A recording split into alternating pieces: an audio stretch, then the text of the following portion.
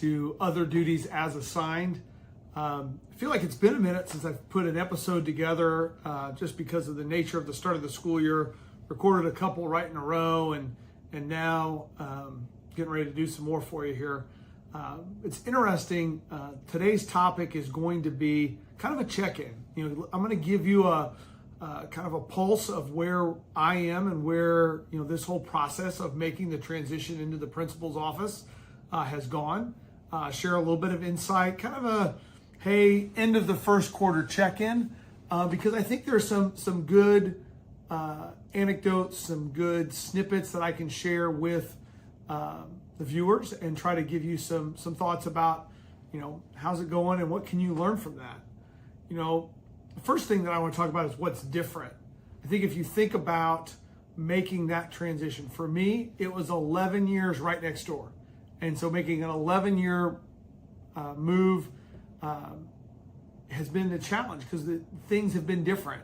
In the same breath, it hasn't been a challenge because I have so much institutional knowledge of this place. I've been in the same school and district for 18 years. This is year 19.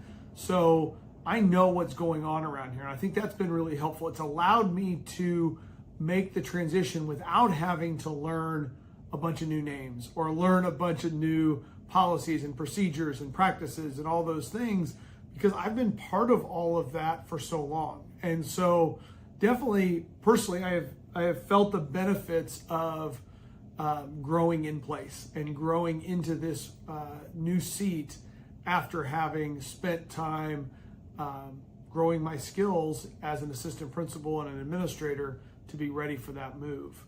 What's been different though, as I've made the transition, first thing is, I've always been, second in command.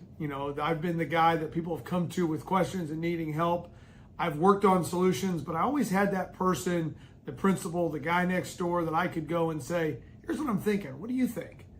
Hey, I've got this solution thought up. Shoot some holes in it. Help me with that. And so that's been different, not having that person, but I found that person in other ways.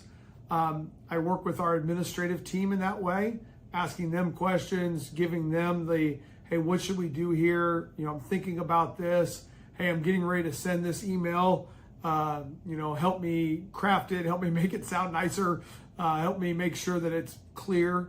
I've leaned on our central office staff and asked questions of our superintendent, our assistant superintendent, some of my other friends who are principals. I've not been afraid to reach out to them and say, hey, give me, what do you think here? And ask those questions. I think that's been really helpful. But ultimately, now that I'm running a building, those decisions do fall to you. And there's good and bad. There's a little more stress involved in that, a little more pressure. But I just finished a really good book called The 5 Resets. And as I read the book, one of the takeaways I had was, that everybody has stress. Life doesn't move forward without stress, but there's a happy balance of that stress. And that's what I'm working to find right now. Another thing that's different, man, everybody wants me to sign my name, whether it's to, absence forms or POs or requisitions or checks or whatever. When you're the assistant principal, nobody ever needed you to sign your name. When you're the principal, man, my hand is getting sore, and I've been working on trying to find just the right pen to make that go. But I didn't really have a good sense of that, and it has been significant over the last couple months of just the number of times I've had to autograph things. And with a last name like Schwannekamp, that's no small undertaking. So, I think also just the people want to include you in things. I find a lot of emails come to me, but they also come to me as a carbon copy or a BCC, a blind carbon copy, because I think, people want you to be in the know as the principal, what's going on. And I want to be in the know. I appreciate that. Sometimes, when I get CC'd on something, I see that as you don't want me to necessarily, you want me to know, but you don't need me to be part of the correspondence other than to know what's going on. And I think that's important as a principal to be part of those things. but then to trust your people to handle them. And it also gives you context. If they do need your help, you kind of know what's going on. You don't have to start from scratch. I think about the highlights. What are the things that are going really well? I think we've had a lot of, we did some changes. We adjusted some practices that we were doing, some with cell phones, some with dress code, some with attendance, some real tangible things that we wanted to see tighten up around our building. And got really great feedback. I got feedback from teachers and from students, from parents. A lot of positive shifts, a lot of people feeling like the things we're doing are moving us along and helping us to do our mission of bringing joy to learning, but really just help us do teaching and learning easier. The job of a teacher is pretty difficult. And if there are some things, some practices we can put in place to make that easier, man, I'm on board with that for sure.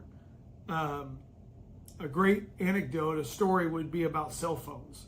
We looked at, years ago as we've advanced our cell phone policies and practices as an administrative team. When I was serving as an assistant principal, 4 or 5 years ago, maybe even longer than that, we made the decision to allow cell phone decisions in classrooms to be a teacher decision. Phones out, phones put away, phones in book bags, phones in an organizer on the wall, because we felt like every teacher could make that decision best for their classroom. And I think that was a very valid thought process that we had. But what we found was it caused huge inconsistencies across the building in terms of how cell phones were being used and monitored and everything in the classroom. We made the decision this year to really turn that around and really hold kind of a common cell phone practice across the building. And that has been really well received. I wasn't surprised that it was well received by our teachers. I've been shocked at the number of students who have said, man, I really like what we're doing with cell phones. And that's been really positive for me because, all the research shows us those cell phones are such a distraction. They're a part of life. They're not going to go away, but they are a distraction. And so teaching kids how to manage that distraction has been really a good learning moment for us.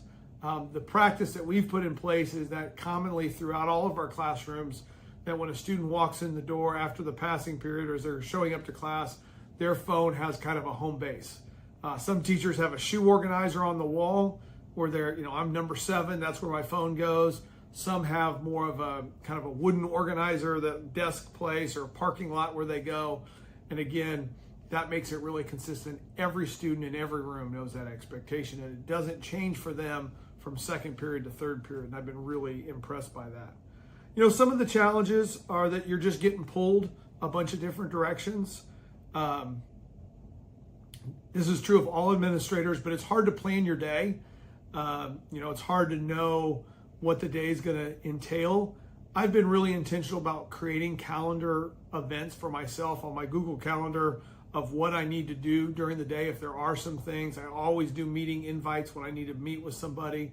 That's been really helpful. Creating routine to your day and to your week is really important. What happens on Monday, Tuesday, Wednesday, Thursday? What do you do in the mornings, lunchtime, afternoon, after school? Just keeping that routine really helps me stay focused.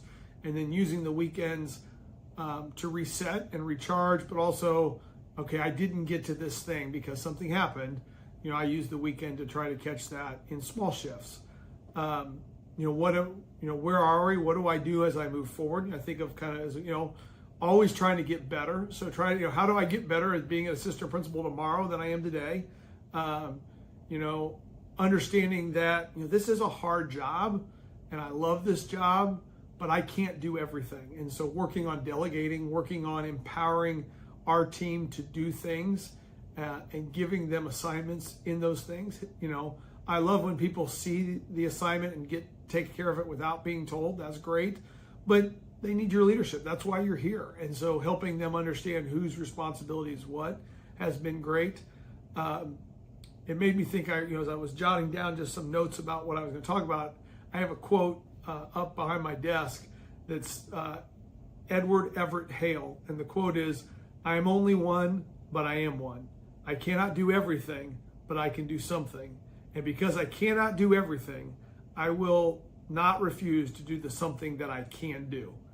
And I think that's the important part, is as an administrator, as a busy educator of any kind, sometimes you feel like you have so much stuff that you have to do.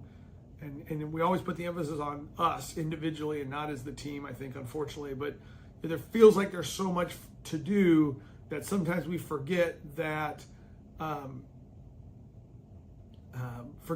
we got to do something. Do one thing at a time. Check something off that list. You have this giant project. Do the first step and really kind of build it from there.